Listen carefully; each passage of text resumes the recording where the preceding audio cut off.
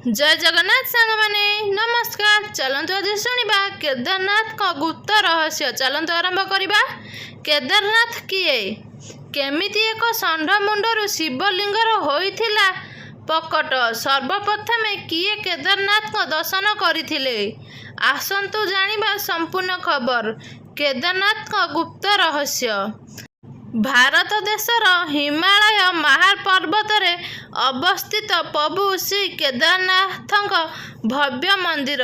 हिंदू धर्म मान्यता अनुसार 12टी ज्योतिर्लिंग मध्यरु केदारनाथ मध्य एक भव्य ज्योतिर्लिंगर भव्य पीठ। सही स्थानरु प्रभु शिवशंकर अथवा केदारनाथ आसीथिले।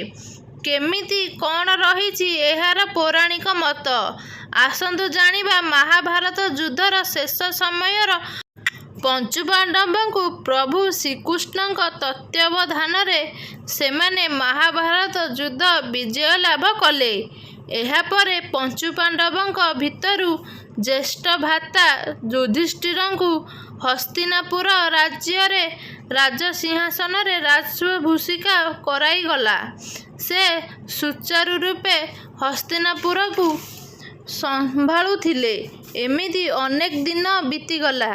थरे प्रभु श्रीकृष्ण को डाकी पंचुपांडव एक सभा आयोजन कले एवं प्रभु श्रीकृष्ण को प्रश्न कले, प्रभु हे सखा, महाभारत युद्ध रे आमे आम परिवार यथा निज गुरु गुरुजन को हत्या करी अछु। सेथिपाई कौन किछि दोष आमको लागिछि कि? ठीक सही समय रे प्रभु श्रीकृष्ण कहती, विराट काय महाभारतर शेष घटी जो युद्ध रे कि तुमे विजय लाभ करिछ, किंतु सही युद्ध रे निज बंधु बांधव सहित गुरु हत्या मध्य करिअछ। सेइथिपाई तुमे केतोटी पापर भागीदार होई जाइछ। जो पाप गुड़िक को तुमे करिअछ, जार पास्थित मिलिबा एते सहजकर पाठ नुहे। ठीक सही समय रे पंचुपांडव प्रभु श्रीकृष्ण को प्रश्न करती, हे प्रभु, आमे किपरि भावरे से भली पापरु मुक्ति पाइबु?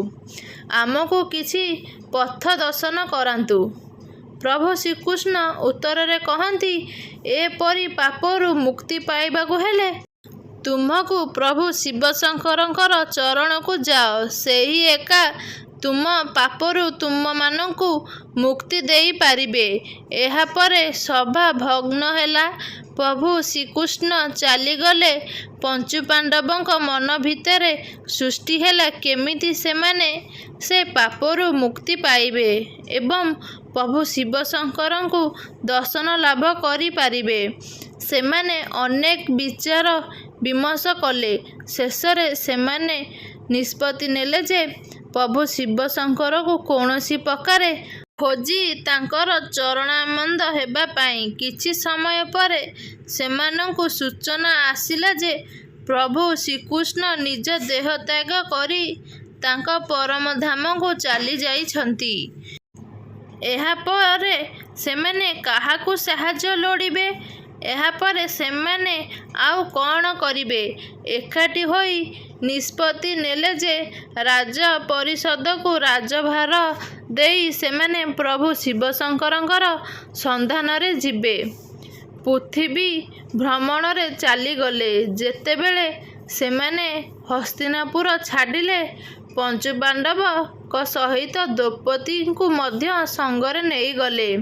एमिति बाटरे गला बेले सेमाने प्रथमे पहुँचिले पांडव काशी पर्वत रे। सेठारे सेमाने प्रभु शिवशंकरंकर संधान करी पारिले नाही। पुणी सेमाने आगो को बढ़ी चलिले। एमिति अनेक जगार प्रभु शिवशंकर को खोजा खोजी कला परे सेमाने प्रभु शिवशंकर को न पाई शेषरे सेमाने हिमालय पर्वत पाखरे पहुँची गले। सही स्थान रे अनेक गाई बलद माने चरुथिले।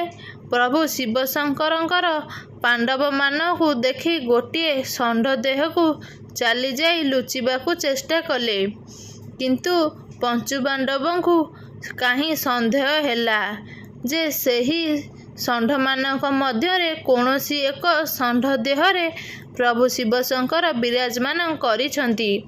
ଠିକ୍ ସେହି ସମୟରେ ଭୀମ ସେହି ଷଣ୍ଢମାନଙ୍କ ମଧ୍ୟକୁ ଯାଇ ପ୍ରଭୁ ଶିବଶଙ୍କରଙ୍କୁ ଖୋଜିବାକୁ ଲାଗିଲା।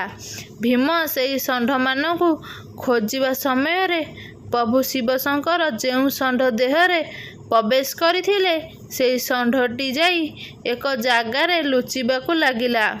ସେହି ଲୁଚିବାର ଦୃଶ୍ୟ ଭ୍ରାତା ଯୁଧିଷ୍ଠିର ଦେଖି ପକାଇଲେ ଏବଂ ପ୍ରଭୁ ଶିବଶଙ୍କରଙ୍କୁ ଚିହ୍ନି ପାରିଥିବାରୁ କହିଲେ, ହେ ପ୍ରଭୁ ଶିବଶଙ୍କର, ଆମକୁ ଆଉ ଦୁଃଖ ଦିଅନ୍ତୁ ନାହିଁ।